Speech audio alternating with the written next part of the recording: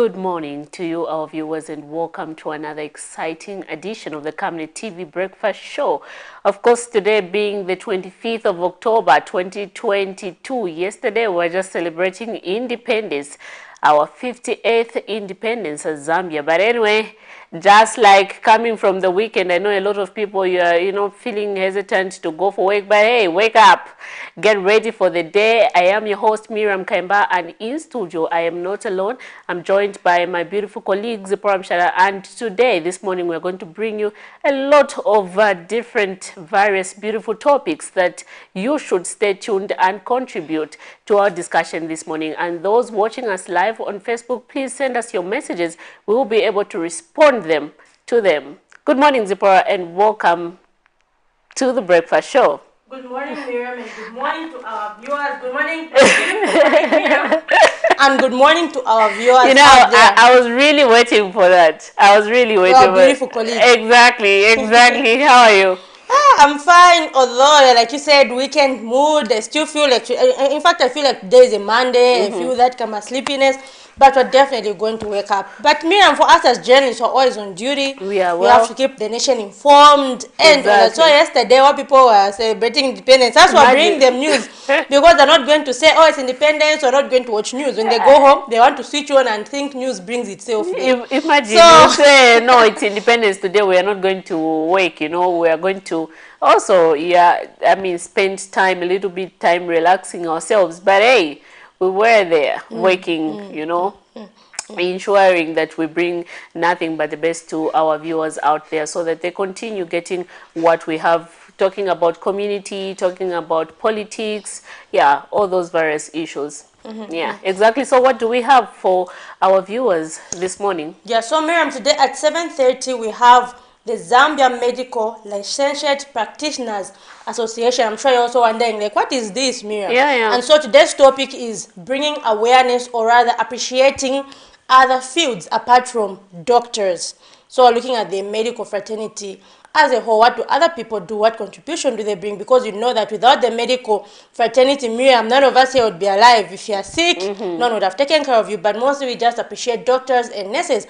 But what do other people do? So today we're going to learn from the president of this association, who is Clementina Mkelaba, just to raise awareness of other medical fields. What is the medical fraternity? And when you talk about that, a lot of people, when you talk about the medical sector, everyone would associate it with doctors, nurses. That's all. It ends there, It's like priority is given to these people. But anyway, there are other fields, like you mentioned, that we should also learn about them and appreciate that the work they contribute to the medical field. Very interesting. And I'm trying to even help Miriam in terms of the job issues in Zambia, because everyone wants to be a doctor and a nurse, but no one wants to be this. The licentiate, whatever that is. So they're going to explain to us in detail. Sensitization to ensure that people are aware about this same, field. I don't think much has been done with the knowledge and information with regards to the same field.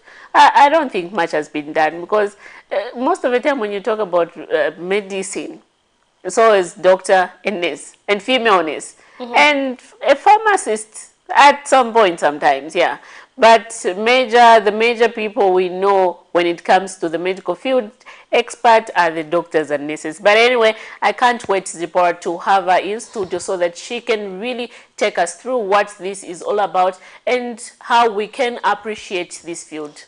Quite interesting. Very, very interesting. And at 8 hours, we're going to be joined by the Secretary General of the Civil Servants and Allied Workers Union of Zambia to just help us explain will the NAPSA partial withdrawals benefit workers? And really, many of us, Miriam, like me, have been wondering, how do you even check your account? I'm sure he's going to help us know all those issues, the NAPSA accounts. Do we withdraw? Like, who qualifies to withdraw? So these guys are actually part of the people who've been following this story, Miriam, since last year. They've been part of the board actually pushing for the partial withdrawals. So what is the reasoning behind? How is it going to benefit workers? And all that. And can also talk about how best can other people who are not on the NAPSA pension scheme be brought on board, market traders, others in the informal sector. Exactly. To make sure that everyone has got that social protection. Yeah, but we don't want to see a situation now where you're given the opportunity to withdraw your money and you spend it all on other things, yeah, which are not going to help you at the end of the day build yourself. We don't want to see that. We hope that people, if they get this opportunity to withdraw their partial benefit from NAPSA, they can contribute, they can utilize it, you know, in other fields that will build them, not usually spend it on drinking and stuff like that. Yeah, no, we don't want to see that. But anyway, right about now, we'll go direct into our health corner and let's see what the doctors have for us this morning. And at 7 hours, we'll be opening our phone lines.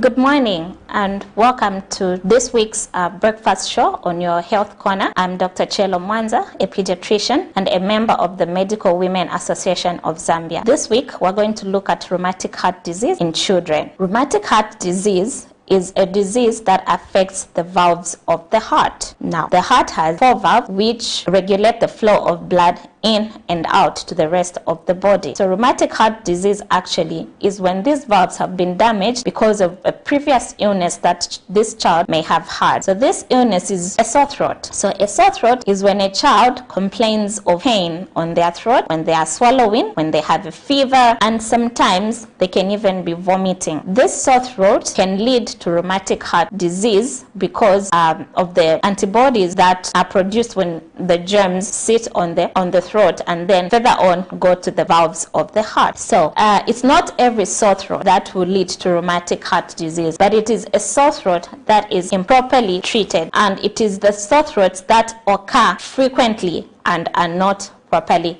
treated. So before a child can have rheumatic heart disease, they actually have acute rheumatic fever. Now, acute rheumatic fever is basically the initial stage of rheumatic heart disease. Acute rheumatic fever is when the antibodies which help fight infection. So these are like soldiers that help the body fight infections. So these antibodies that help the body to fight the sore throat actually can also go to the heart and affect the heart's valves and damage them. So when these valves are damaged, we call it acute rheumatic fever, which if not properly treated can progress to rheumatic heart disease. Now, the germs that cause a sore throat can be a number. We can have viruses and so many things, but of note, for those that will lead to rheumatic heart disease are a type of bacteria. So now this bacteria has to be treated with particular medications. These medications can prevent a child from having the complication of acute rheumatic fever and further on rheumatic heart disease if the sore throat is properly treated. So in an event that your child has a sore throat, it is important that the child goes to the hospital, is seen by medical personnel, and they are given the correct medication for the correct duration, because failure to do so will lead this child to have acute rheumatic fever that eventually will complicate into rheumatic heart disease. Now, how would you know that your child has acute rheumatic fever? So that's if your child has had frequent sore throats which have not been properly treated, and then it complicates into acute rheumatic fever. So this child will complain of body hotness, we call it fever. They'll complain of their heart racing or beating fast, called palpitations. They may also get tired easily compared to the maybe previously or even when compared to their friends. You might find that this is a child who was playing around, but at this point they are unable to, because their heart cannot take this huge task that it has to pump the blood, because their valves are getting damaged. So acute rheumatic fever is the initial stage of rheumatic heart disease, which is a very bad complication of an improperly treated sore throat. So today we've looked at a sore throat and acute rheumatic fever. Tomorrow we're going to talk about how acute rheumatic fever can lead to rheumatic heart disease. Thank you for joining us, and looking forward to the next topic. I'm Dr. Chelo Mwanza from the Medical Women Association of Zambia.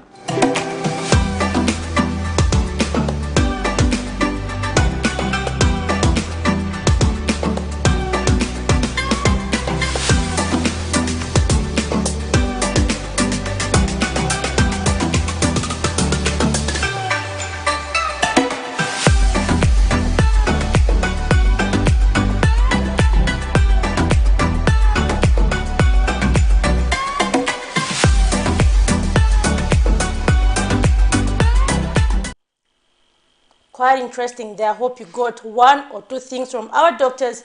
And the important thing is to actually put those things to practice. We have to make sure that we actually get regular checkups and put whatever the doctors are saying to practice, Miriam. Exactly, Zipporah. We have seen that the doctors from the Medical Women Association have continued to bring us nothing but the best in those healthy tips. Zipporah, just a reminder, you know, before we went direct into playing what the healthy doctors had, you know, I was telling our viewers out there that we are opening our phone lines at 07 hours, forgetting that 7 hours had already passed. No, does Miriam have a time machine to go backwards or?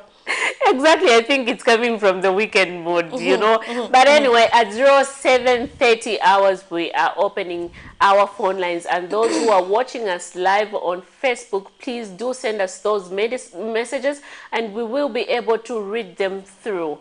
Zipporah, what do we have next right now? And just now, we're going to take a look at the money market to know how our kwacha is faring in comparison to major international convertibles. So we have the Great British Pound, which is buying at 17 kwacha 69 ngwe, selling at 18 kwacha 04 ngwe. The United States dollars, which is buying at 15 kwacha 84 ngwe and selling at 16 kwacha 16 ngwe. The euro, which is buying at 15 kwacha 51 ngwe, selling at 15 kwacha 82 ngwe. The South African rand, which is buying at 0 kwacha 86 ngwe and selling at 0 kwacha 88 ngwe. You know, the South African rand, Zipporah, has never... It has remained. It has remained. We pushed it down. Yeah, it has remained. I think it should be that way. It should remain that way. We've pushed it down. Yeah. And just a reminder to... Imagine if the US dollar was like that. Yeah, everything now would have been buying all sorts of things, iPhones and all that.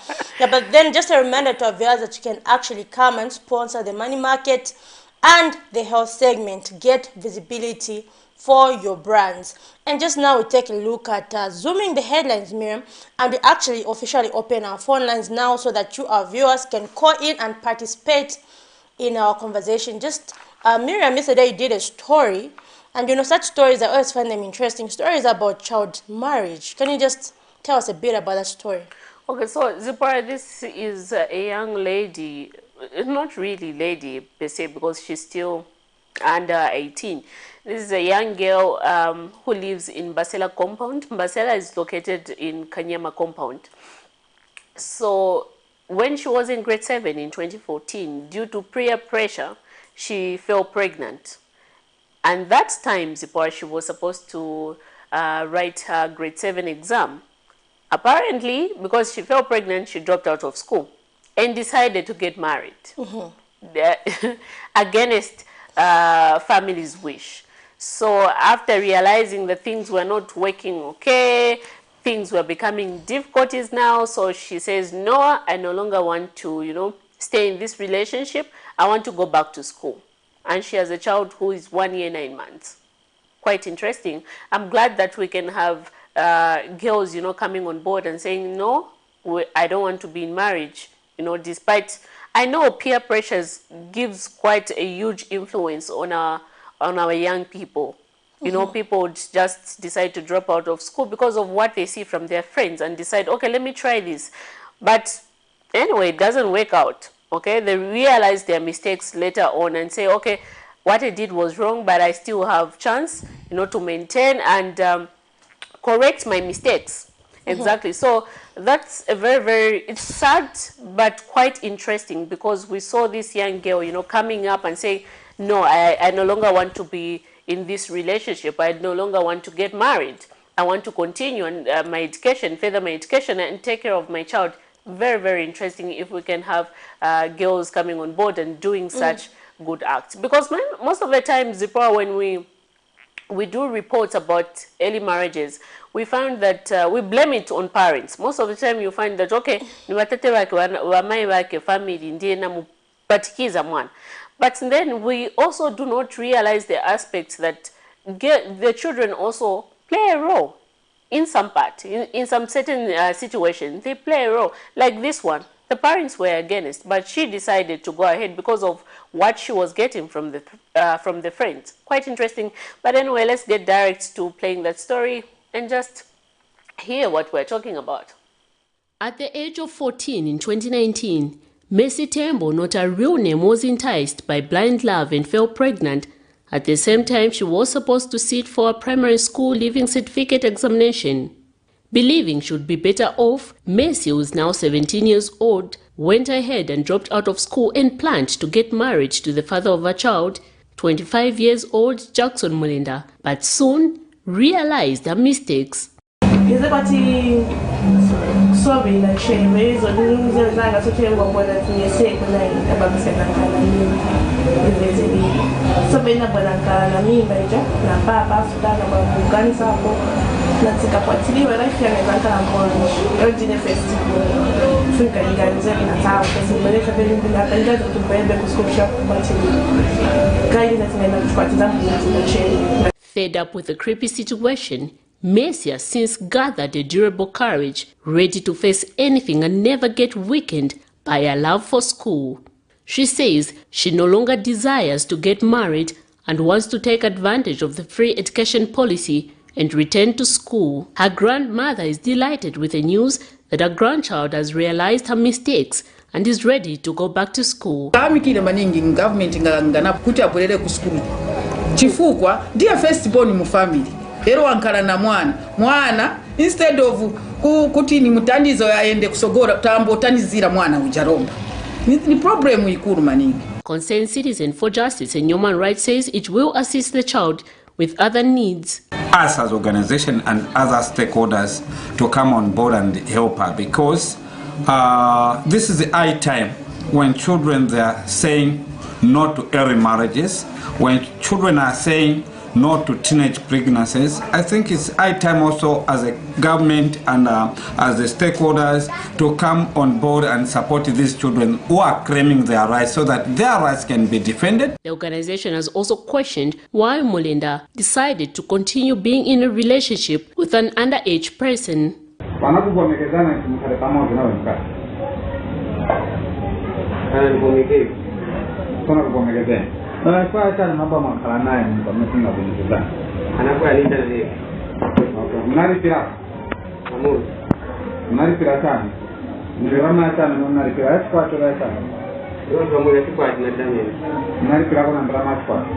Nearly 30% of adolescent girls in Zambia become pregnant by the age of 18, according to the Zambia Demographic Health Survey.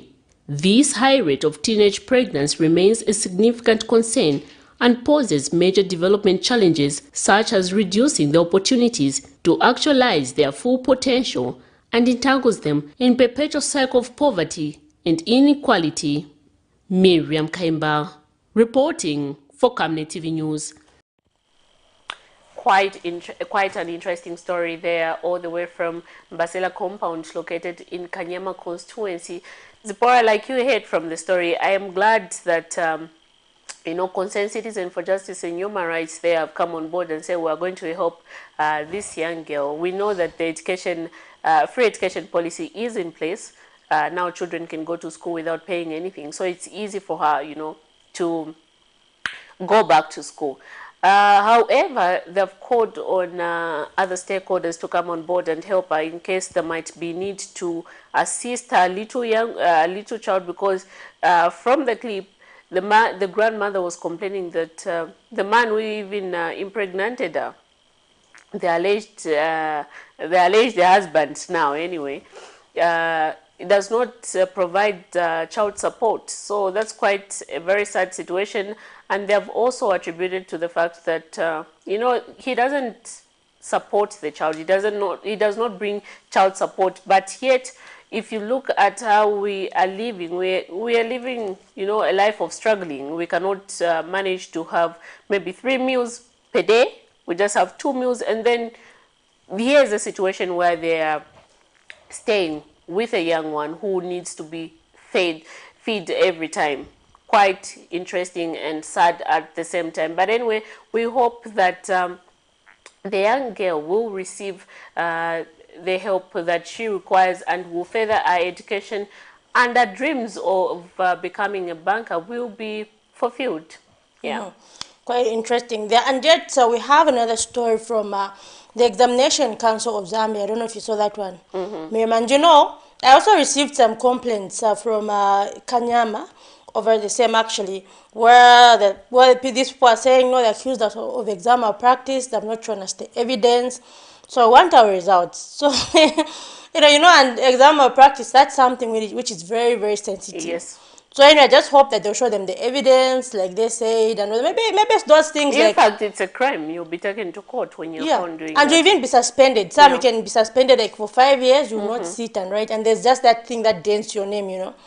Yeah, so really, anyway, I hope they'll be able to show them the evidence and reach an amicable solution, because we find that this was GCE, and yet GCE, they're alleged to be using malpractice. So really, we should make sure, you know what I mean? Like GCE, that's the time when you should say, I made a mistake, I didn't study, now let me do the correct thing. Yeah. But you find that maybe they're trying to depend on malpractice. And I just hope they resolve that issue quickly. But let's just take a look at that story. These are some of the candidates representing others who sat for the General Certificate of Education GCE 2022 examinations, whose results have been withheld by the Examination Council of Zambia on allegation of examination malpractices.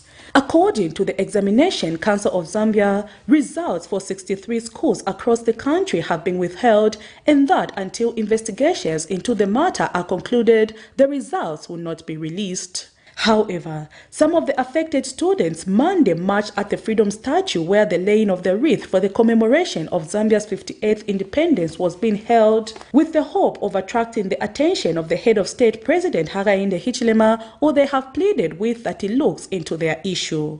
This my youth nalemba exam 2022 GCE. Tipempa mwabantu wa mulungu tipempa ise please. Paisi zet system release my results yatu please.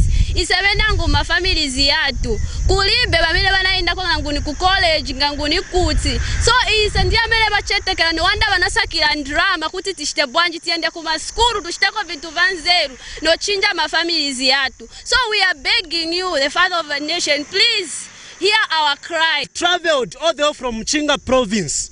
And my sisters, they have traveled from Livingstone. Others, they have traveled from different areas, the Copper Belt, and some from Kabwe. So please, try to hear us. We are here seeking for our results. Nothing else but results. Unaongala ma prostitute, Stephen na uti ma brothers batu bankale bakawala bakazienda mu street kwembo poka bantu mafoni, no anda tinankala pa ma exams. Tisakira ma future yatu, tifuna utandiza ma parents. Kuti ma parents bapeze ko ma benefits kurise, cause parents akakula amafuna benefits ku mwana wake. So ndiye chikuru. Ma parents batu nibo vutika bagulisa matomato kuma market, ela muzi bache ma business ya kuma market, si business yo chetekera. So ta papa atamusitire ko release ma result ta papa ndiye time, ndiye chance ya mene iye. With massive job opportunities such as those of the recruitment of Zambia Army officers, Zambia Correctional Warders and Wardresses, and the Zambia National Service, these candidates risk not applying for these opportunities because their grade 12 results are being held by ECZ. We need to apply in ZNS, in other institutions. Others are nurses, they want to graduate, but they can't graduate without their results. So please, sir, hear our results as your children. We don't know the criteria which the ECZ were using. Other schools received their results, but in other schools we didn't receive our results. We have come up with this banner. We are saying we need our results for 2022, which we set. There are employment ayeshile muchalo. Manje farmer results yesungana bekatanish twalale mbashani twala stashana prai. Please, our father of this nation, Barry, hear us. They say an opportunity comes once in life, and when it goes forever. These candidates risk losing out on opportunities that can transform their lives if the ECZ keeps on holding to their results. Their last hope is now for the president to intervene in their matter. Prudence Chota, reporting for Camnet TV News. Quite interesting there, Miriam, the GCE exams. I could see how the people were... those who wrote their GCE exams are affected with all these things. Imagine you wrote your exams and you're expecting, okay, my results are out, the next thing I'm going to do is apply into college and do this course, and then yet they're being held by the Examination Council of Zambia on allegations that there were some malpractices involved. It's quite sad. I could feel, you know, Zipporah, their anger, you know, their sadness in everything. Yeah, quite interesting. And Miriam, just now we have another story from Mandevu constituency where we find that almost the whole area has got water leakages. And you know, Miriam, when I was being told, I thought it's just one Kama leakage, but I found that it's like every road you pass, to the extent that people are even fetching water from the leakages. So it's a serious situation. Then the women there say that even mosquitoes now have started breeding the leakages. Like it's, and we're going in the rain season, and it's like this. So they're saying so the leakages from water, the leakages from sewer, everything is just leaking. Like it's like the whole infrastructure underground there is dilapidated. So it's a serious situation that which also poses as a threat for waterborne diseases, especially that we are heading toward the rain season. I can imagine. I hope their civic leader will be able to come on board and ensure that those issues are addressed as quick as possible. Yes, let's just take a look at the story, and please remember to keep calling or to call as the phone lines are open and to leave us messages on Facebook. So let's just take a look at the Lusaka's Mandevu constituency, where one does not need a tap to fetch water, as some residents even resort to drawing water from various water leakages around the community, as can be seen. The problem, which the residents say has been existing for a long time, has also led to pools of water becoming a breeding ground for mosquitoes and plaguing the community. Leakages, yamanzi, whatever, my drainages couldn't faster each and every time. Think my drainages yankara faster. Two kunota vutika mosquito just because there are many leakages. Kuna mosquito shamonga inzibana bazafa na malaria kuno. Every time a mosquito so typhoid kuno.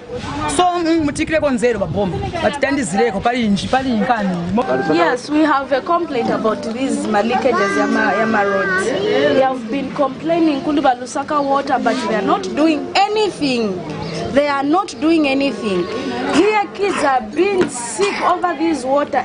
Uko bazachoka bana boso la kuvimanzi here, but you know banasunga about that to stop doing this. These are kids. Others are worried that this may lead to an outbreak of waterborne diseases, as the leakages are from water pipes as well as from sewer pipes. Abana banga dwalolokolera bijaka isia yende yankala yayimirira manzi, especially kuja kwa tunalika nyumba au nikuchoka na boti ngamba kuloko. So kufunika kiti ma drainage kuti manzi ajaka zienda. Meanwhile, Justin Kawewa Development Committee Chairperson John Kagona has also spoken out on the situation, which he feels is destroying roads, as people are now making furrows to let the water pass. When I went there, I went to have an overview of the situation so that as I report to Lusaka Water and Sewerage, I report exactly what I know. But now the people are becoming hostile because of that same the service they are getting from Lusaka Water and Sewerage.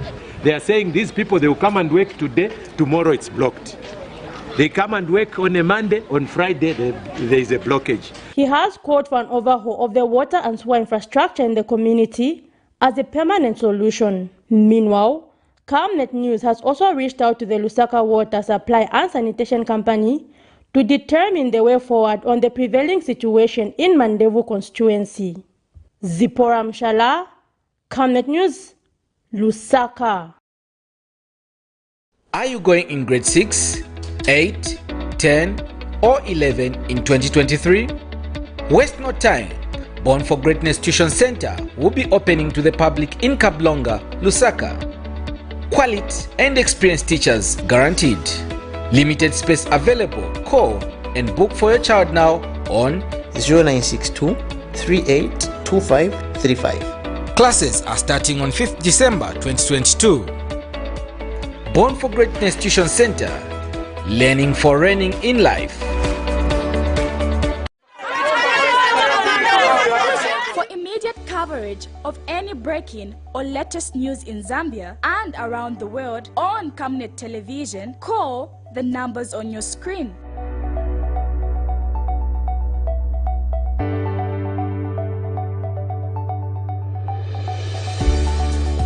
Camnet Television, bringing to your screens fair news, impartial news, credible and reliable news all the time. Get the whole truth on Camnet World News.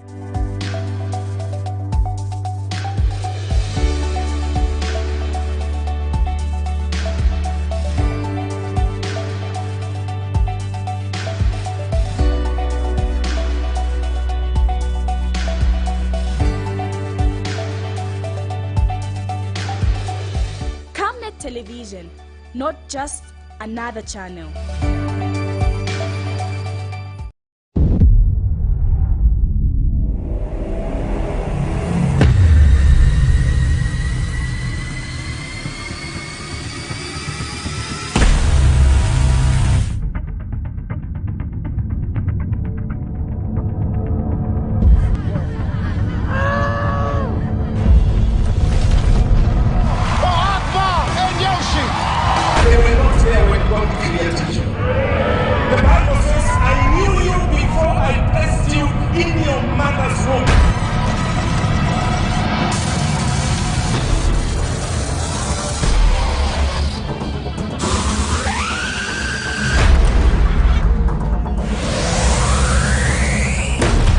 And bananas. Working, waiting, this what you've been praying for.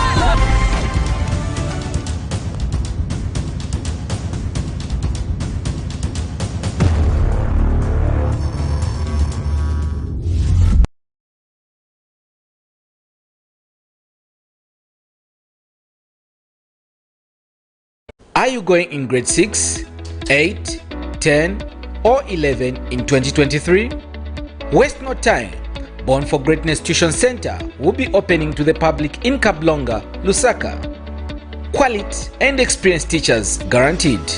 Limited space available. Call and book for your child now on 0962 382535. Classes are starting on 5th December 2022. Born for Greatness Tuition Center, learning for reigning in life.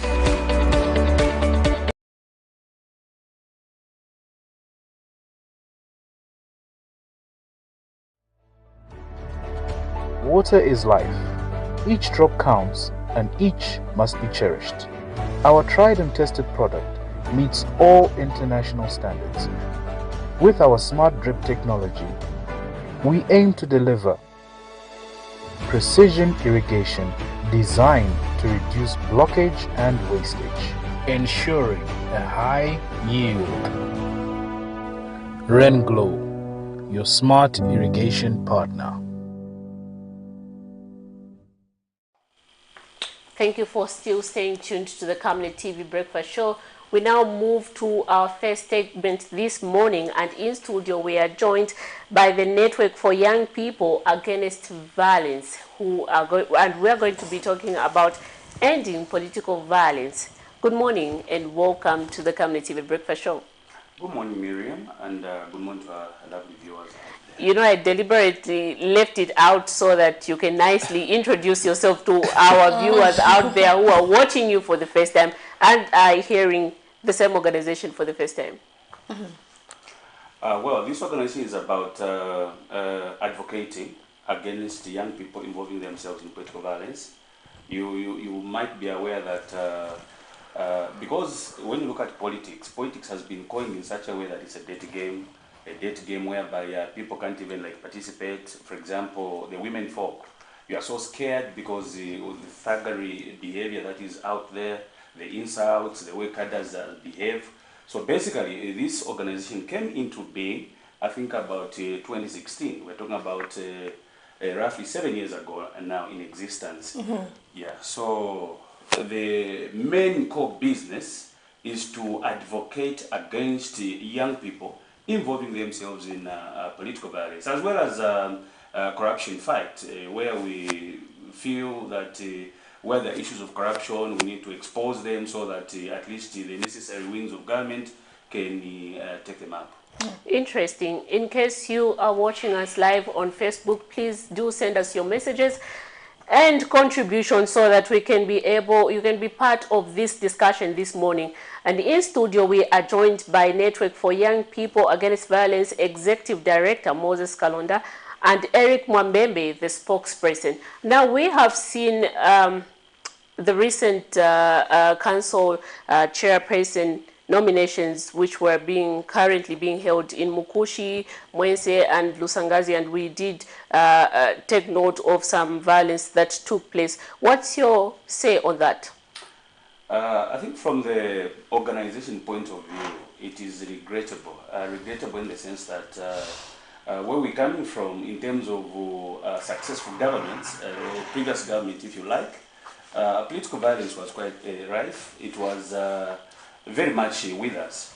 Of course, with the coming of this new dawn administration, I think that was the first item that the current president dealt with. It had to take just a voice, and the president did mention that whoever will be involved in political violence, they'll be on their own. We are coming from a background where, for example, the previous administration, the police had no say. The police, they had no control. Cadres were much more powerful than the police themselves. When you went and reported the matter before the police would just tell you that, we can't go there, go and deal with it yourselves because we are scared. We don't want to lose jobs, we don't want to be fired. Now, coming to your question, indeed, we have seen the levels of the same political violence, like the one you have referred to in Mukush. It has drastically reduced, but I think we feel that we can do better. We need to completely wipe it out. And for the relevant authorities such as the police, I think let there be no sacred cows. Whoever is involved in this must be, the law must visit them so that those who would be like offenders can learn a lesson from them. Your take on that, Mr. Mwambembe? Yeah, as my director has already stated it, you see, there's no sacred cow when it comes to violence, and we have to cement a position as an organization to make sure that we vividly condemn the acts that took place during those by-elections, the nominations. So we just urge the police to be as professional as they can, to work without intimidation, because the power that they were lacking, they were given back to them by the president. And I would wish to appeal to those people who are involved in violence to make sure that they should come to an end of bringing up issues to do with violence, because it's bringing us backwards, because some people's memories are still fresh. Because where there's violence, I'm sure even the participants in that election intimidated. In as far as I'm concerned, even the voters themselves, they wouldn't want to participate in an election where there's violence. So as my take as a spokesperson for this organization, I would say the police should make sure they find the root cause of this violence. Now, speaking of election violence, for example, we saw in Lusangazi, Mwense, and the Mukushi by-elections. So as an organization, have you reported those who are seen to be practicing violence to the Zambian police? Basically, the position is that, like all of us, have been monitoring what has been happening, and we've taken it as a test case in the sense that, the president is actually on firm ground, where he says, look, this will not be tolerated. This is a new dawn. People must be able to participate freely. And I also want to mention this, that look, including you journalists, you operated in an environment where you were, you were called certain names. No, these are for the opposition, these are for the ruling party. There are times you couldn't go and cover events that were being conducted by the ruling party then.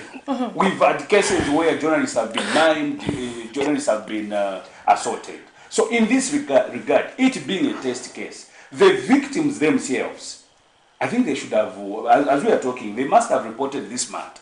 And we are waiting upon the police to take up action, to move and effect arrests, and consequently take these culprits to court. But how can they act when it says maybe social media reports? Are you going to make any formal reports as an organization? We've not thought like that as at now. Reason being that you know from the pronouncement when this was made, and this is now like happening for the first time.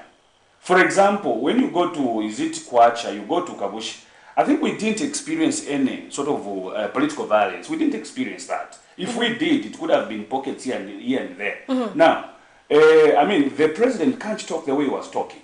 The police have been empowered. Now that the police have been empowered, the people who are affected, they are supposed to take it upon themselves and report them out. Because you see, the people who have been, for example, who've been assaulted, if at all that's the way it is, who've been maimed, if that's the way it is, they are the ones with the details. They are the ones who talk about even medical reports. They are the people to take it up upon themselves. They have to prove this administration that it is walking the talk. And quite interesting there. So if you're watching us live, we're discussing incidents of political violence in Zambia. So you can call on the numbers that are scrolling on the screen or leave us a message on Facebook. And just now we'll take a look at that story from the Mukushi by-elections, which were said to be marred with political violence. But join us shortly after the story.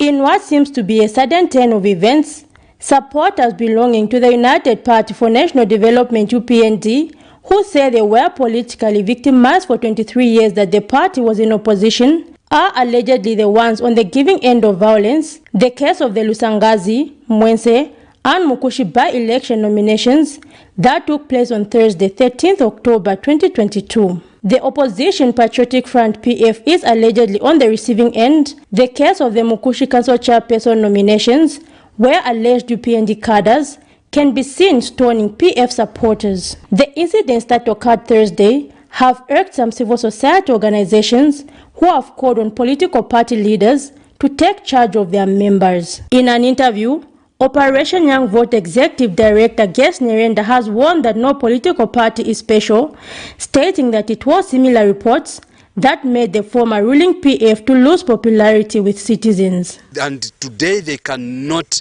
go back to their vomit and accept the violence, whether now it is changed colors from green to red. It's unacceptable. The UPND must know that one of the consequences of such violence is actually to be booted out of power. And they are not special, they are not angels, they are not God. They are just human like us. And the Zambians can decide right away to just boot them out of power. And they will be the shortest serving political party in office. And the police, on the other hand, must ensure that they work professionally and ensure that this violence is normal. They must bring to book those who are violent and they must prosecute them. There's no way we are going to promote a country when we are talking of peace and we are talking of investment. Investment does not go with violence. It goes with peace. In a separate interview, Governance Elections Advocacy Research Services GEAR's Executive Director McDonough Chipenzi has also spoken out on the happenings. We need not to allow what happened in Lusangazi and what happened in Mukushi. And further on Lusangazi is where we took great concern over the police conduct to block the PF candidate, official PF candidate, to enter the nomination center. It is not the role of the police to block somebody who is officially adopted by a party to not to enter a nomination center. However, it is the role of the Electoral Commission of Zambia to reject or accept the nomination papers of any official adopted candidate that is or who has been presented before it. 3 council chairperson by-elections and 18 councillor elections have been slated for Friday, 4th November 2022, following deaths, nullifications, and resignations. Zipporah Mshala, Camnet News, Lusaka.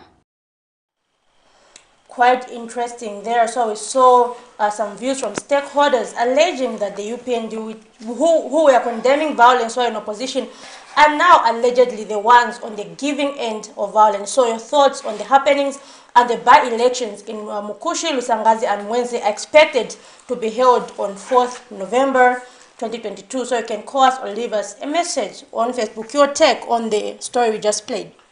Well, I think there's an organization that is discharging functions of making sure that political violence is wiped out. I think we are taken aback, and it leaves us with sadly readings where, I mean, in this time and age and era, we are not supposed to be talking about that. That is very retrogressive.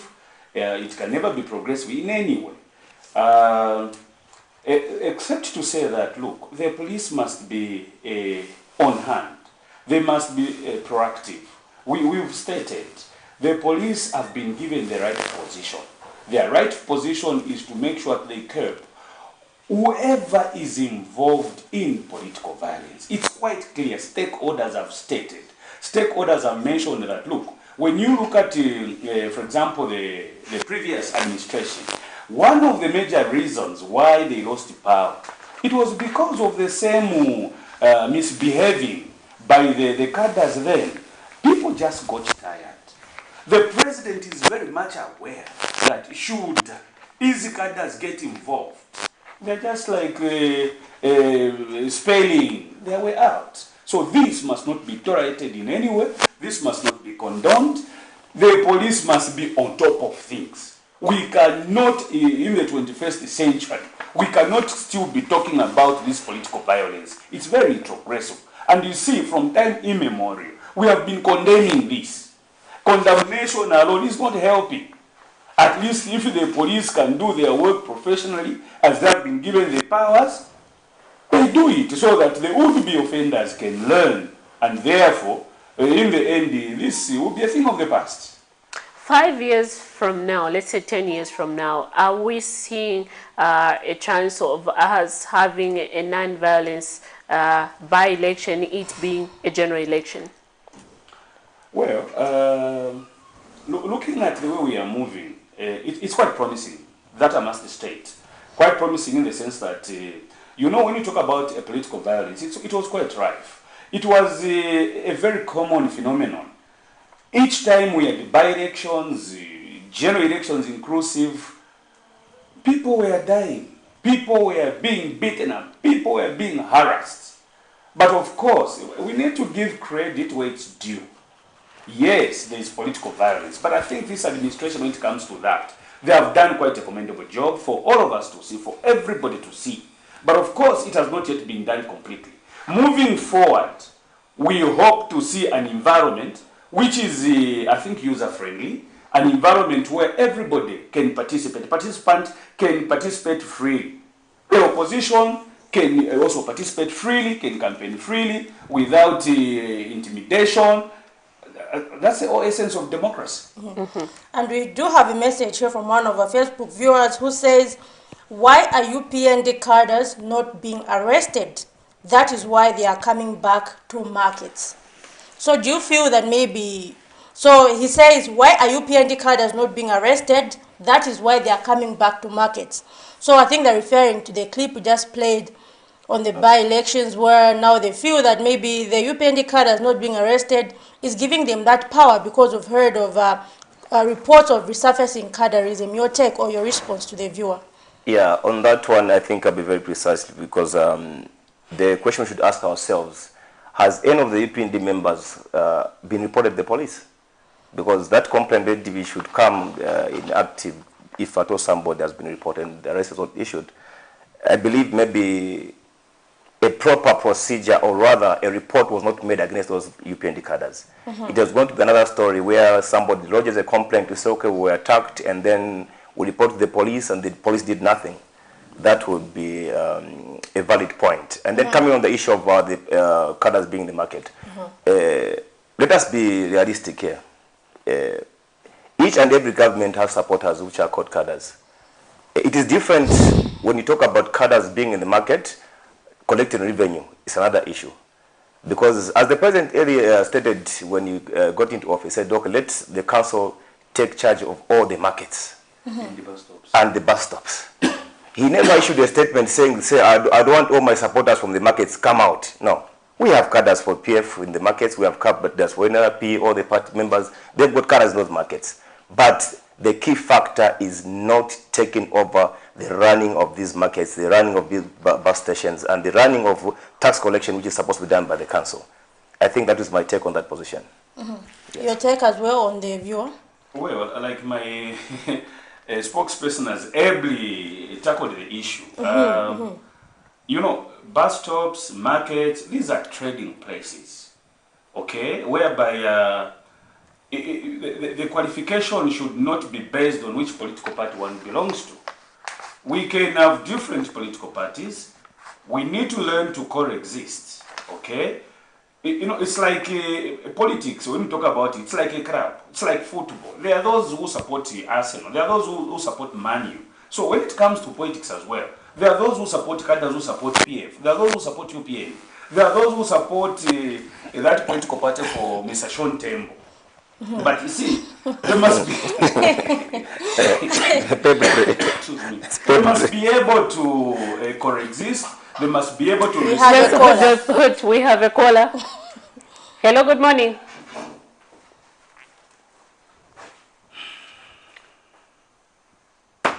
Hello, good morning.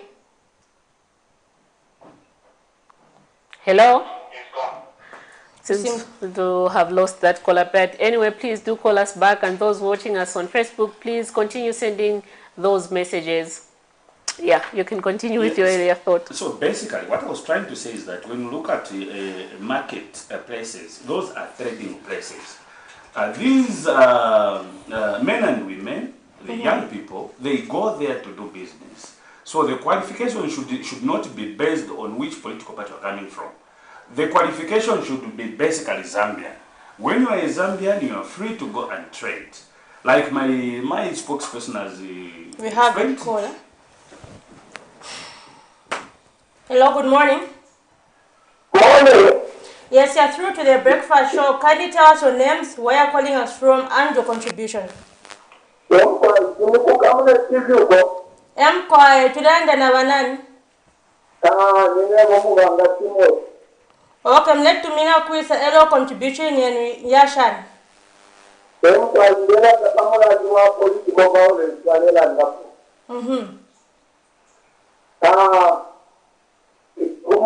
Ichirele na chimbi takutila ki abantu yale chibaba lesiongo basi jonse balela na president balela na pali bayo balela na pali UPND. That's why for the citizens are bali abantu kula baba video abale kompara kutekelezi wale monana bale tabawle. Instead ya kuwakonka abantu wabekate baatio abalekele wa president so the president kama ngare kuzoski ena ilando whoever is involved in the political violence will not be protected. He is on his own. Therefore, you don't feel called to say a politician that you claim the evaluation ministry. That's what I spoke to. That's what I mean. So, in another monotone, I want to say, what is the go and being arrested? I have been from both to book. But in fact, we are able to plan something like you are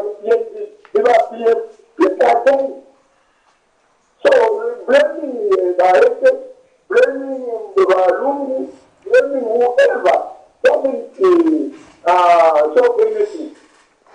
school should just impose the children direct Babamona Papa, because I'm going to protect you. You have never seen it. If you are getting the background of politics, they can even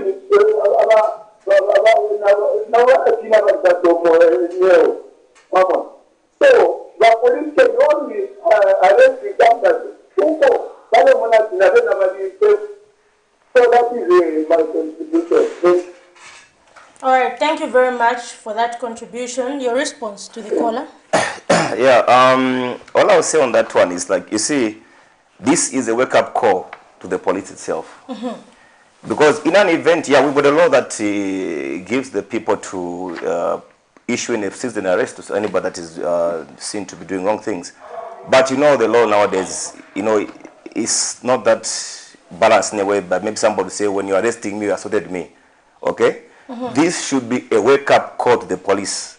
And my appeal goes to the IG, the Inspector General of Police, to make sure that those people who are doing these kind of violences should be brought to book, whether UPND, whether PF, so that the blame game should come to an end. According to what the previous caller just stated, we cannot continue saying, no, it's UPND, it's PF, maybe it's the president, it's that. People are dying, which is true. This is a wake-up call to the police to make sure that they should put their foot down, to arrest whosoever is doing committing these kind of atrocities, to have them arrested, whether they are UPND, they are PF, they are PEP, they are NAREP, arrest them. This should be a wake-up call to the police to exercise the powers of arrest invested in them by the Constitution of Zambia. I think that is my take on that caller. Okay. Quite interesting. When it comes to applying the law, is the law being selective? Because maybe 10 out of 1. Anyway, we have a caller before I ask my question. Okay. Hello, good morning.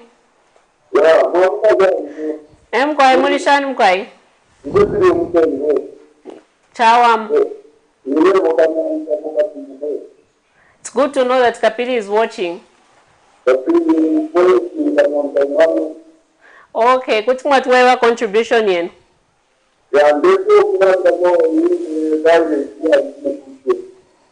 Mkwai.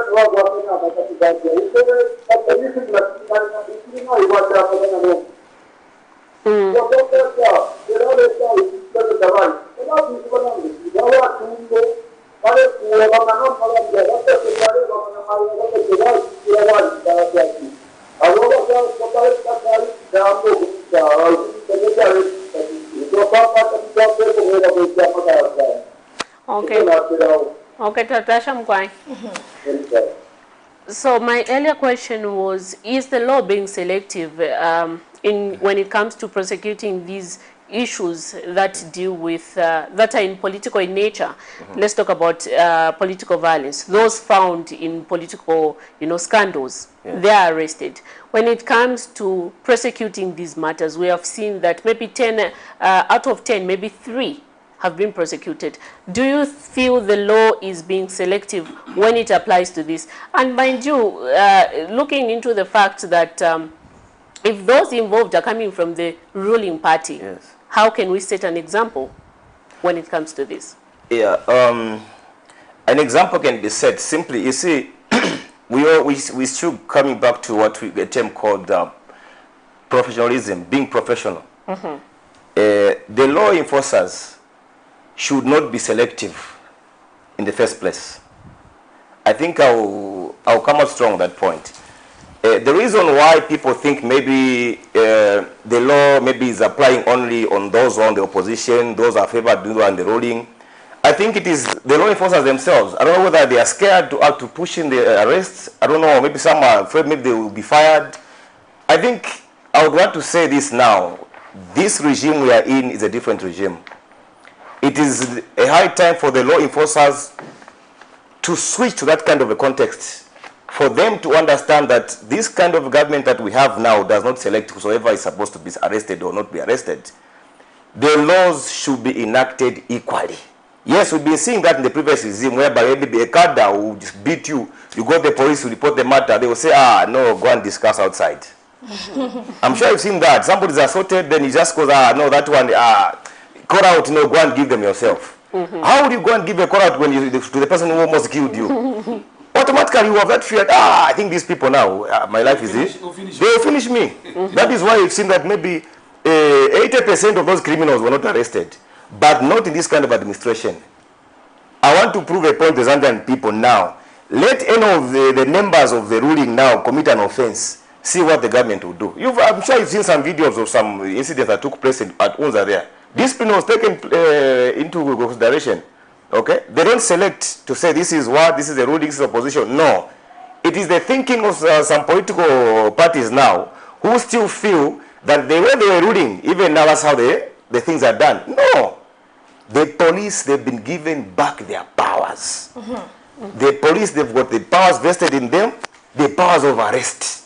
Let them exercise them and see if at all one of these police officers will be fired or transferred. As long as these police officers are professional, they investigate the matter, as you heard the president said, investigate before arrest. They investigate the matter, they know, okay, here there's a point of condition an arrest. Then go ahead, see if somebody is going to be fired. Yes. Probably just to chip in, my sister here asked the question if at all the law is being applied fairly or selectively, so to speak. I think we've seen, with the coming of this administration, we have seen UPND cadres appearing in court. We've seen this. I have a case in point. There's a matter right now, I think it's in Wapula, where some UPND cadres, if you do recall, they visited that mine. I'm sure you recall that. Those cadres for the UPND, they are in court as we are talking. Okay? So we must also understand that, like the other caller said, we should not even attempt and try to even bring the name of the president into disrepute. You know, when the head of state has spoken, whatever pronouncement that the president makes, it becomes a policy. It's a policy statement. So basically, the challenge has been thrown before the police. It is for the police to take it up. It is for the police to take action. When the police fails to take action, therefore, I think it would be very unfair to even all the time say, because look, if these are UPND cadres, nothing is happening. The police have a duty and responsibility to see to it that all these wrongdoers, all these cadres who are trying to make these the same politics dirty, they must be arrested. They must be dealt with. Today we have seen families have lost. Their loved ones have been killed. We have matters right now which are before court. You are aware. We can't delve into those particular issues for fear of being cited for contempt. But you are aware, people, not one person, a lot of people, a number of people have lost their lives because of selfishness of the same people, the young people. Politics must be about a competition of ideas. You are talking about a political party having ideals, a political party having policies. So it should be about competition. It should be about, look, why don't you come to our political party? Because look, our political party, for example, is in power and is giving empowerment to the young people. Come to our political party. I mean, if you can't convince a colleague like that, you leave them.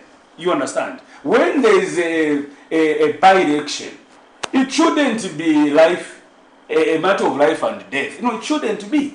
Okay? Like I've said, it should just be about a competition of ideas. Those who are participating, the issue must be, when you vote for me, this is what I'm going to do for you. The road is very bad. When you vote for me, there are no medicine in the hospitals. This is what we are coming to sort out. And it should be, may the best man, may the best woman win.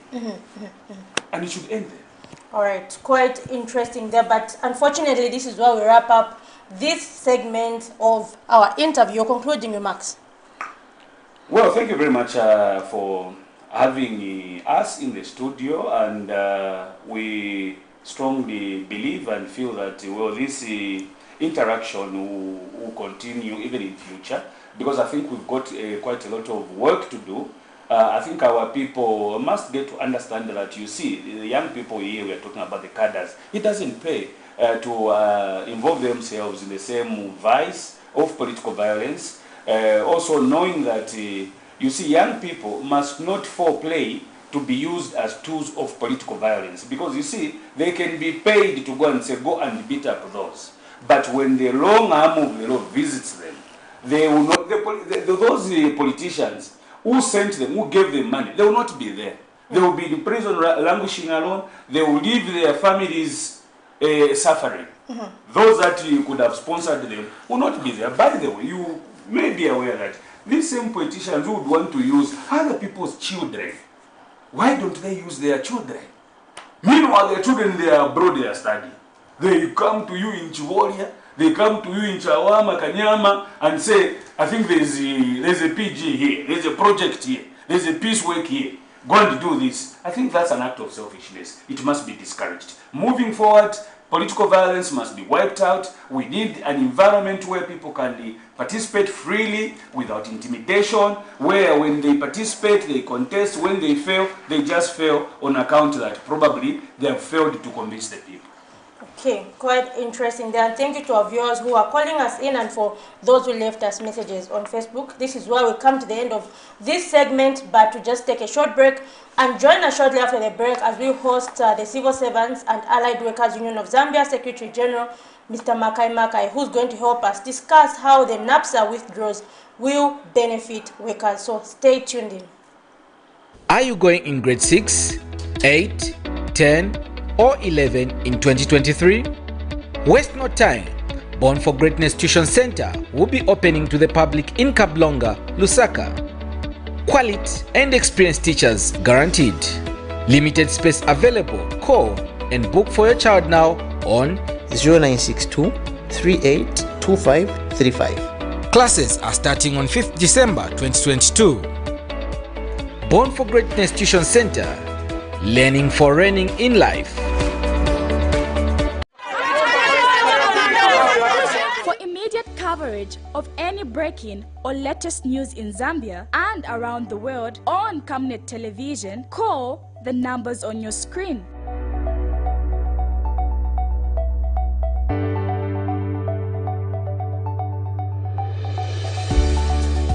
Camnet television, bringing to your screens fair news, impartial news, credible and reliable news all the time. Get the whole truth on Camnet World News.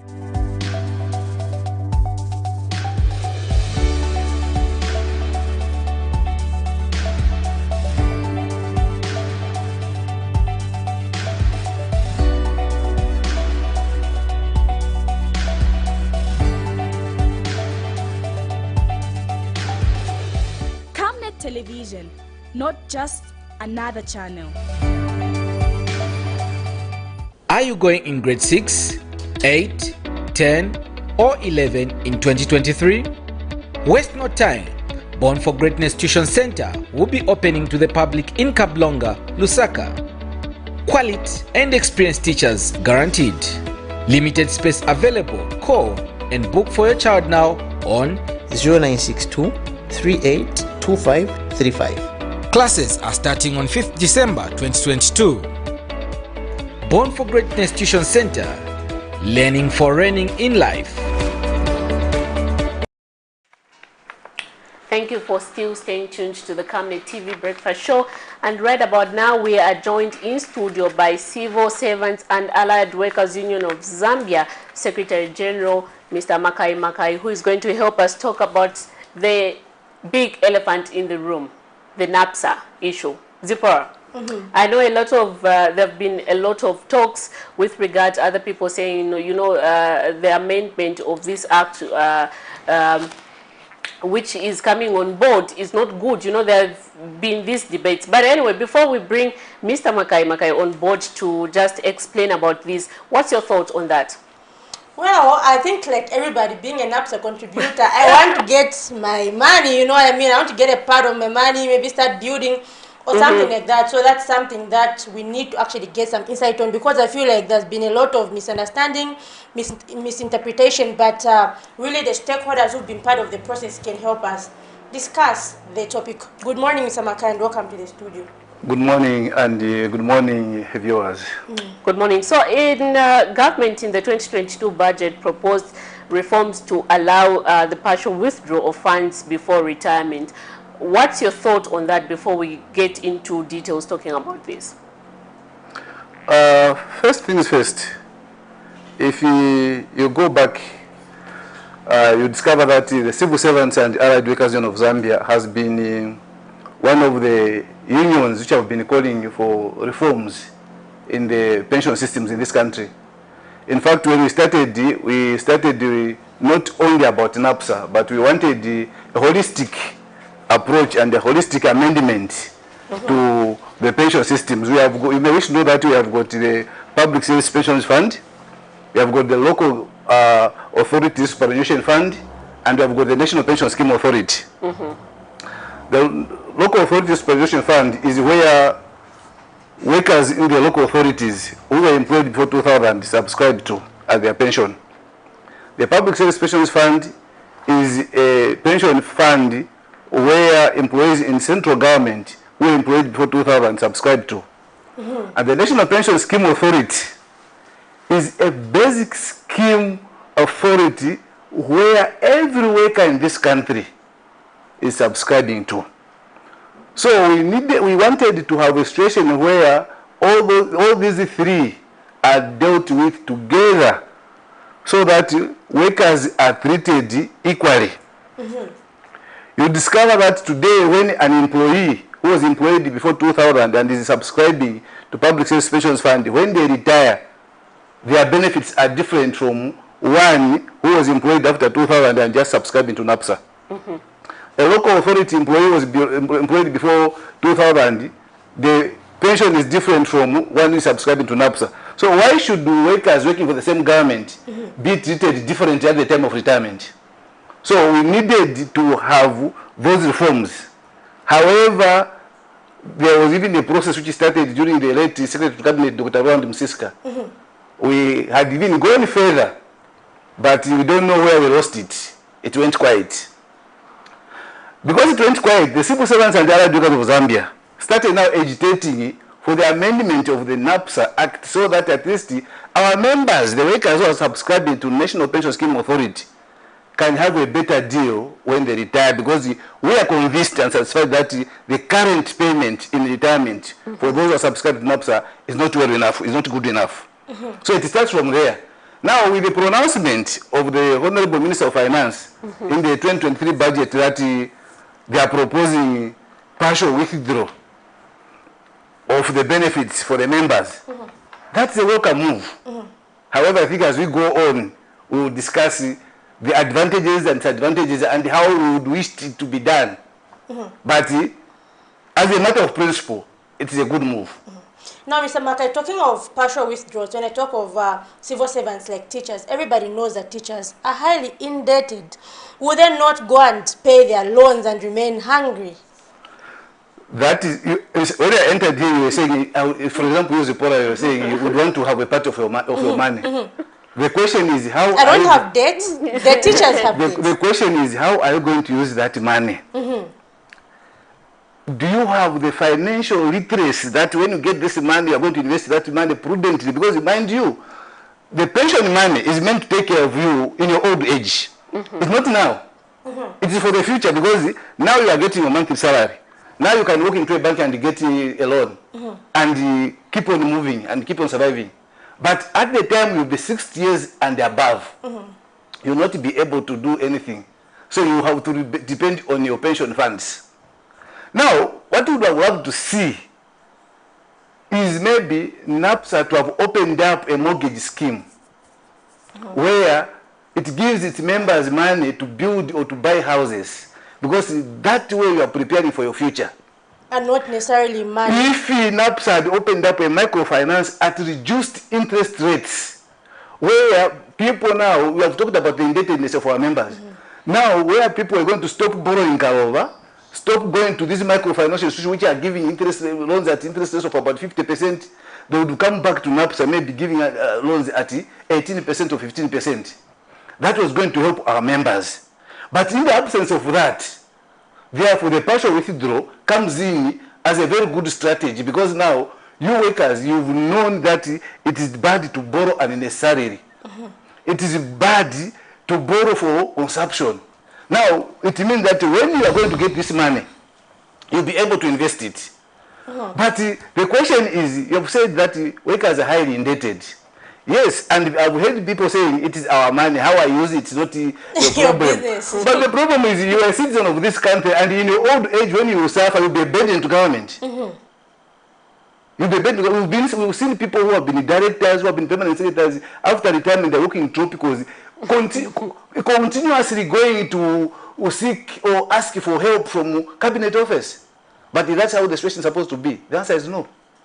So what it reminds us is, this issue, it is coming, and now it's incumbent upon us as workers to make sure that we refrain from the unnecessary borrowings, unnecessary investment. Let's invest for our future. But if somebody will withdraw, will have to do the partial withdrawal and go and pay debt, we will think it will help you, or we will think that's a good solution. For me, it's not. Because this is money meant to take care of me in my retirement. So now it is up to workers, the employers, and even us as the trade unions to make sure that we now expedite and enhance activities, workshops, education on financial literacy and management, so that when people get these monies, they are able to use those monies prudently. So maybe are we being quick in bringing this act? Has the financial literacy been built? Or we have a caller. Hello, good morning. Hello? Good morning.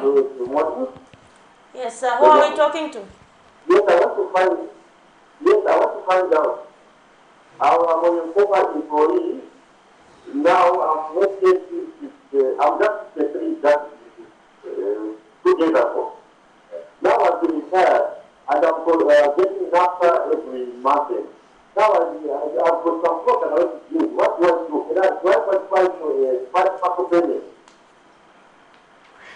Can you just repeat your question? I am a retiree. Now, I get my pension every month, monthly pension every month. Now the thing is, do I qualify for a loan? Because I just get my monthly pension. Do I qualify for a loan? Okay. All right, thank you very much for that question. I think he's asking, does he qualify for a loan? He said he's 53? Yes, he and he's a retiree. He's a retiree and he gets monthly pension. Did he say something like that? Yeah. And then does he qualify now to get a loan? That is his question. I don't know in what stem though. Get a loan from where? I think that's what I was saying. Many people are misunderstanding the NAPSA thing. It's not a loan, it's your benefits, isn't it? Yes. So I think that's why there's a lot of misunderstanding. So I think there's a lot of education needed around NAPSA. In fact, last week I was in Livingstone and I was interviewed by some of your colleagues in the press. One thing I brought to the attention of the press is the word itself, partial withdrawal. You are withdrawn from what? From your money. You are withdrawn from what you have. Withdrawing from what you have saved. Now, what should happen is the employers themselves, it's also a challenge on the employers, including government itself. we saw a situation, we're coming from a background where workers are retired in government, they go to a pension fund, they wait for 3 years because the government has not been remitting their monies to the pension house. Now, we are saying, or we are talking about partial withdrawal. So you should have money, you should have your income, you should have your subscription there saved. So that when you withdraw from what you have saved. You cannot withdraw from nothing. So it's even a challenge upon you workers to make sure that every month, as you receive your pay slip, you see the NAPSA deduction. Can you confirm with the NAPSA if your monthly deduction has gone? So that when the time comes for you to want to withdraw, you should have something in your account. But if your employer is just indicating NAPSA there, but they are not remitting that money to NAPSA, when you want to withdraw, NAPSA will refuse that you don't have money. So it's a challenge on the employers, a challenge on us as employees to make sure that we make follow-ups, to make sure that the remittances which are deducted on my pay slip do reach NAPSA, so that at the time I would want to withdraw, there is money in my account, so that I can withdraw from that money. So how best can they do that? How best can they make sure, because maybe of course they receive those messages, but how best can they ensure that it's actually being remitted? Is it a matter of going to NAPSA, knowing the social security number, or how is the issue? I think there's need for you to be making follow-ups. I think there are a lot of contact addresses for NAPSA. So this is an interesting part. It's about your life. So it is possible that NAPSA should give... Just heard your thought. We have a caller. Hello, good morning. Yes, good morning. You're through to the Camnet TV Breakfast Show. Who are we talking to this morning? You are talking to It's good to know that Lusaka West is watching. Please go ahead with your contribution. It's good that I wanted to ask for the amount of the age for one to know. Is there a specific age or you have taken in from time? Okay. Yes. Thank you so much. There's really need to educate people on I think this. the only thing people know is partial withdrawals, Partial and that's all, withdrawal, nothing yeah. else. People Nothing don't else. know what surrounds this. There is a lot of work to be done. Cabinet has approved the partial withdrawal. But what happens? NAPSA now will bring their proposal act or bill to government, or what the NAPSA will come up with that proposed bill, take it to cabinet, cabinet approves, then sends it to Minister of Justice so that they can come up with a draft bill. And when it goes to Parliament, there will be engagements where that committee will have to engage the stakeholders to get their views over that bill. So in between now and the time that the bill will be assented to or will be debated in the Parliament, there should be a lot of engagements. NAPSA should come up with the programs to engage the workers, to engage the stakeholders so that they understand at what age, that question is very valid, at what age will one qualify to get partial withdrawal? And will age help us, or we should consider maybe in terms of service? You can continue. Yeah, in terms maybe service. For example, we are told now, if you have saved for 15 years, which is 180 savings, you qualify for a life pension under NAPSA. So are we going to maintain the service, for example, maybe say 10 years or 5 years or how many years, or we are going to look at age? Because if you are going to look at age, today somebody that for 5 years can be employed in the civil service and they will retire at 60 years, meaning they would have saved for 15 years and they would qualify for a life pension. Now, are we going to look at age, or we are going to look at service? So those are the issues which are going to be, which should be discussed seriously, so that we do not disadvantage anybody in this process. Quite interesting. In case you're watching us, we're discussing the NAPSA partial withdrawal. So do call us on the numbers that are scrolling on your screen, or leave us a message on Facebook. Exactly. Earlier on, you did mention that, you know, when you get your monies from, you withdraw partially from your NAPSA. And investing, issues of investing. We have seen a lot of people anyway believe investing money with NAPSA is a huge opportunity cost. But when we talk about self-actualized investment by members of the public, do we see an opportunity where members of the public are well equipped such that if they partially withdraw their pension benefits, they are able to utilize it prudently? Yes, Hello, good morning. I'm and I'm retired. I worked for 26 years. Now the problem is, I was not given the rough amount of money. So I'm trying to find out if I can get my benefit. Because every month they are paying me a monthly pension. Okay. Yes, that's what I wanted to know. Okay. Thank you so much. Because I constituted more than 180 constitution, so I was told I was trying to get the total amount.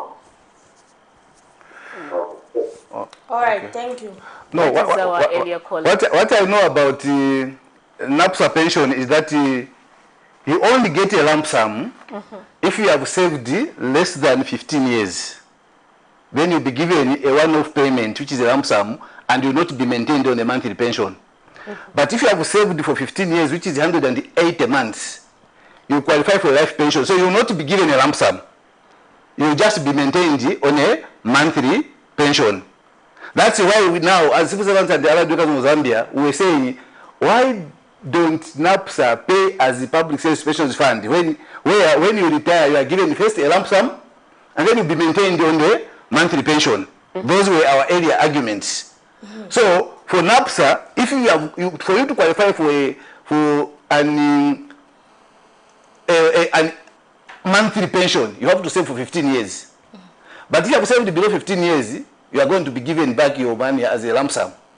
So that's a difference. So I don't know our big man there, if he has saved for how many years. He said but 26. If he has saved for 26 years, he has qualified for a monthly pension, which is going to be paid until he dies. He will not be given a lump sum under the current arrangement. But under PSPF, someone can get a lump Under sum PSPF, and the monthly payment. Under PSPF, you get a lump sum first, and thereafter you will be put on your monthly pension until you die. So when these partial withdrawals are effected, or when people, does it mean that they will no longer get the partial withdrawals afterwards? I mean, they will no longer get the monthly pension when they retire. That also comes now to the bill. What is going to be contained in the bill? The bill should be very explicit. At 36 years or at 45 years, somebody will qualify to get partial withdrawal. And when they retire, they will qualify to be getting their monthly pension. It should be explicit so that people appreciate. But if you get a partial withdrawal and, for example, what I've seen somewhere, where it says at 36 you get a partial withdrawal and thereafter you won't get anything, then it doesn't make sense. Then it doesn't make sense. So now we have to look at the law itself, the draft bill itself. Let it come so that we look at it and debate it before even it goes to Parliament, because it is about our lives. And these monies we are talking about are monies deducted from our salaries. So we would want, even when it goes to Parliament, well, the time it goes to Parliament, it should be something that the workers have agreed to. And we should go and call upon the members of Parliament to approve the bill which will be beneficial to the employees of this country. Just hold your thoughts there, Mr. Okay, we have a caller. Hello, good morning. You're through to the Camnet TV Breakfast Show. Who are we talking to this morning? Can you speak up? Kindly speak up. We can barely get you. Lillian. Lillian, please go ahead with your contribution.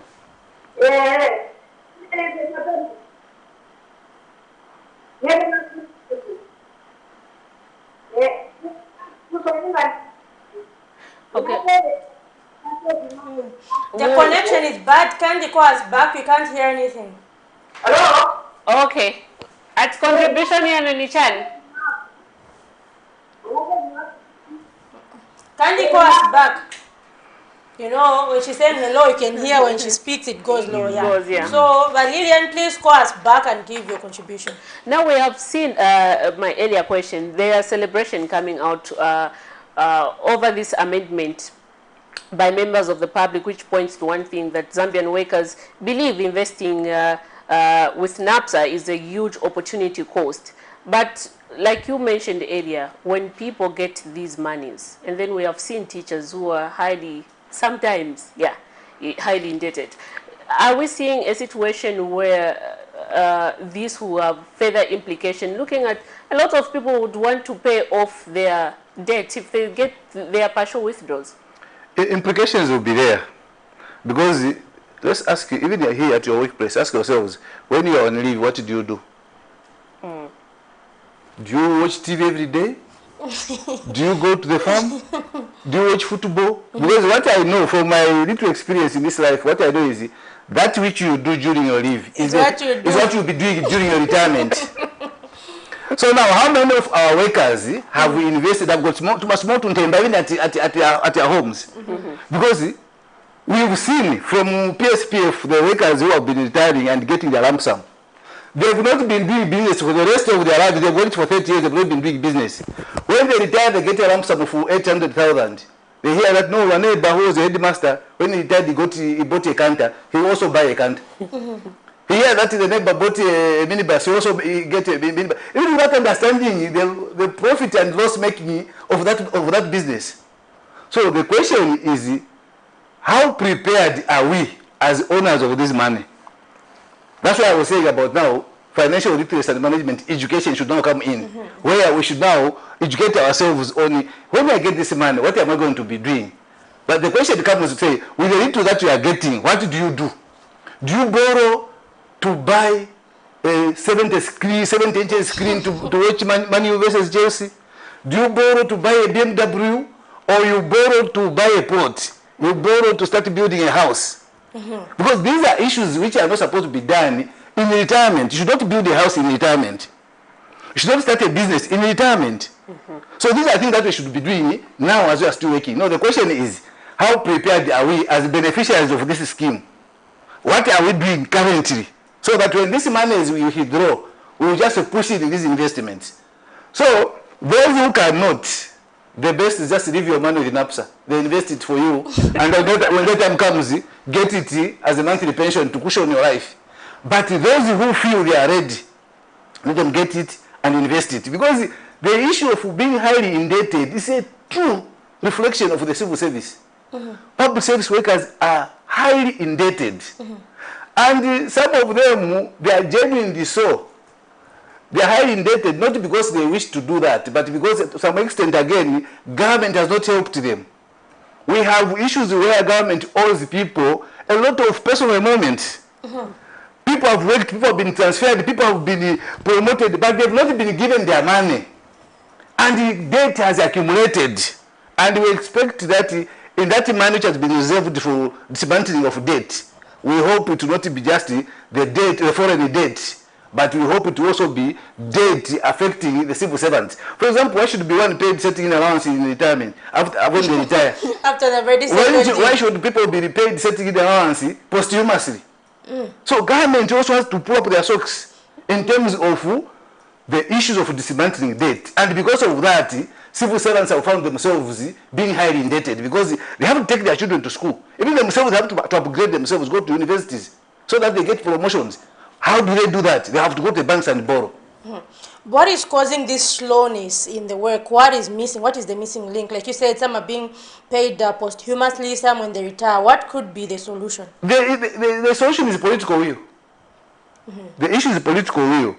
Those in government should know that the government workers played a role in voting for them because they bought into their manifesto. They agreed and supported their manifesto. Now that they're in government, that political will should be seen by way of remittances of money from the treasury to the ministries to pay the workers. We have got a lot of debts that government owes the workers. So that can be a solution. That's why you will see that this issue of the partial withdrawal, if not properly handled, the performance of the civil servants will even be worse. Because people who partially withdraw their money, go and pay debt, and remain with more debt. And as such, performance will not be there because people always have problems thinking about what am I going to eat? How am I going to take my children to school? So it should be something that there should be regulations generated from this bill that people should be. That's why I was talking about a mortgage. That way, we know that everybody needs a house. So now, what should have happened is, they should have opened up a mortgage, where they're saying, you members come and get money and build houses or buy houses. So that in your retirement, you do not need to build a house using your retirement money. Because if at the time you are working, you are getting 5,000, and at the time you retire, you get 1,500 every month, and you have failed to build the house with the 5,000 monthly salary, are you going to be able to build a house with the 1,500 monthly? The answer is no. So such were the things which were supposed to be created in this NAPSA amendment. Creation of a microfinance just tailored towards these members at low interest rates. That was going to serve two purposes. One, it was going to be an investment on behalf of NAPSA because they were going to be making interest over these monies. Two, they were going to be helping these workers by accessing low interest rates loans. Now, this issue of partial withdrawal is good. We support it because our members, you know, there are some of our members. Just thought, we have a call. Hello, good morning. Hello, good morning. You are through to the Camnet TV Breakfast Show. Who are we talking to this morning? Okay, I'm talking to Dan Mando. I'm following this program. Well, yes. Now my question is how are we going to invest the 8 teachers at 9 months to a take English? Because I recently applied for a vacation leave. I've accumulated about 170 days starting. When I presented my application to take a leave, I was 90 to go on leave.